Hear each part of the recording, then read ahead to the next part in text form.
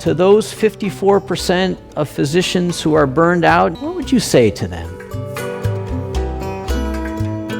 Particularly in a profession like this, where it's a question of life and death for somebody else. 7 days of the week, 20 hours a day, 365 days, this is our schedule. You will not see me burned out. Maybe I'll die of exhaustion one day, but definitely not of burnout.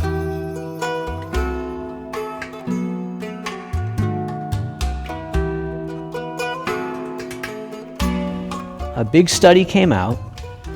54% of physicians in America meet criteria for burnout. And nurses are in the same boat. And you're here at a medical school, and we're looking for answers, and we're looking for hope. And so to those 54% of physicians who are burned out, and the nurses and PAs and nurse practitioners, all of us in healthcare, what would you say to them? If we have to bring health, either to ourselves or to others, one fundamental thing is you bring a very profound sense of wholeness into you, the various dimensions of life that we are. All of it is in sync and functioning well. It's sad to hear that physicians are in a state of burnout. How would they cause health? They could sell more medicine, but they cannot cause health if they are in a state of burnout. Now we're seeing, as modern medicine progresses, comes out with miracle after miracle, research, all kinds of things. But people are not getting healthy. More people are getting sick than ever before.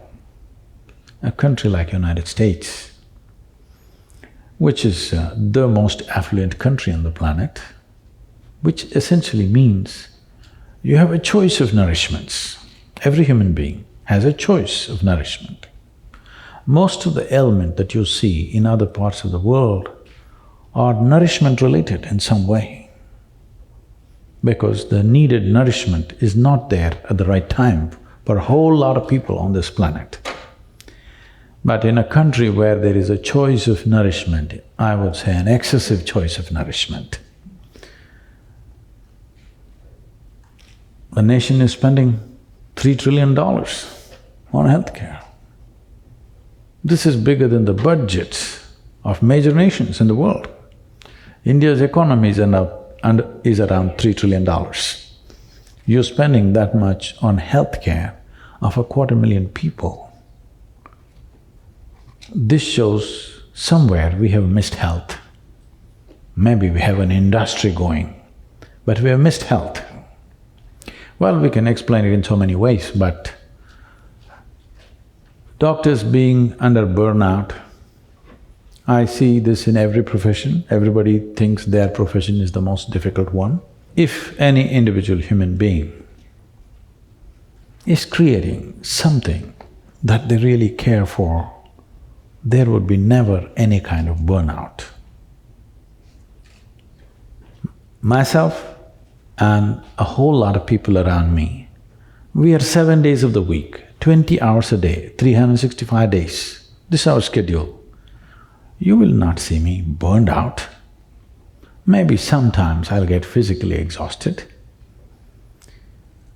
Maybe I'll die of exhaustion one day, but definitely not of burnout or boredom. Those two things will never happen to me. Why I'm saying this is, the fundamental reason why this is happening is particularly the physicians, because there are various kinds of professions. But particularly when people go to your doctor, in some way they're placing their life in his hands. So when somebody is willing to place their life in your hands, you must treat it as a sacred duty. It's not just a job. It's not just a business. When somebody is willing to place their life in your hands, I'm telling you, even people who live with you, your own wife and children or husband is not willing to place their life in your hands completely.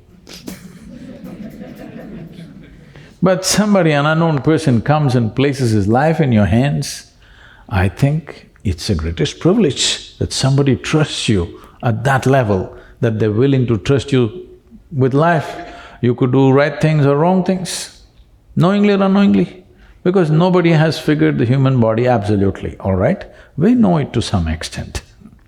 So you may do any number of wrong things, but they place their life into your hands. I think traditionally it was said like this in India. In any given society, if education, medicine and spiritual process, if it gets commercialized, that society will go down the drain. I think we are doing this to the entire modern world. All three are becoming commercialized. There is nothing wrong with commerce. Commerce is a transaction of give and take. You give me this, I'll give you that.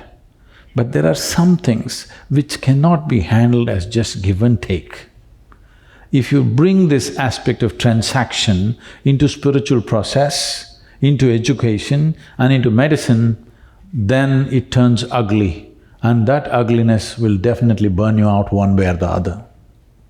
Above all, what people are experiencing is burnout is, first of all, they're doing something that they don't care for. If they were genuinely doing something that they truly care for, there would be no burnout. The more opportunity you get to do it, the better it would be, isn't it? Everything is towards a certain end. The joy of doing what you're doing is not there in one's life. This is not just for any one profession, it's for all professions, but particularly in a profession like this, where it's a question of life and death for somebody else. When it's a question of life and death for the person who is sitting in front of you, it can't be a transaction for you. Well, there is a business end to everything, because to make anything sustainable, there has to be a business end to it. We are not against the business end of it, but within yourself, if you don't do it as a great offering to the person who is sitting in front of you, of course they will pay their fee, but within yourself, if you're not like this, definitely you will burn out doing this kind of work. Otherwise, every day, if you helped a person, if in some way you made somebody's life… their life better, by the end of the day, should you be ballooned into a joyful state or should be in a state of burnout at the end of the day? It should not be a burnout. If you genuinely experienced, you have enhanced many lives around you, this is not about service, this is not about ideas of I served this, I did this. No, there is a joy within a human being when they're able to touch another life. Why you are holding a few people dear to you as family is because you believe you can touch their life in some way. You can make a difference.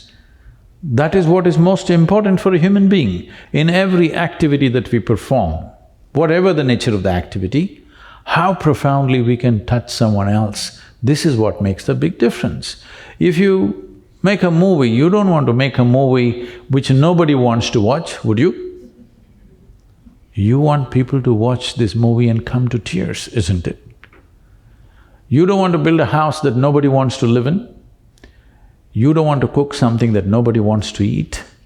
These things you can do only because in some way you are able to touch another life through your activity. This is most fundamental need within the human being.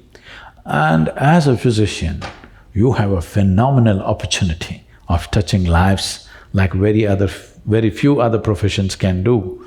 And this should not lead to burnout, but this is happening so because we are trying to treat it like a transaction. And the most fundamental thing that we have not understood in this process is that human experience is caused from within, not from outside. Your joy and misery, your pain and pleasure, your agony and ecstasy, even light and darkness right now is happening only within you. It never happens around you. What happens within you If you try to fix it by fixing what is around you, you will go bonkers in no time. I am surprised why only 54%. Because if you don't understand human experience is caused from within, especially medical professionals who in some way have delved into the nature of human physiology and I believe to some extent the mind, we must know that every aspect of human experience comes from within.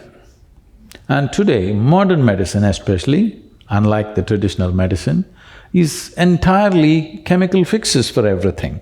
So you understand that both health and illness is happening because of chemistry. Joy and misery is a certain chemistry, different types of chemistry.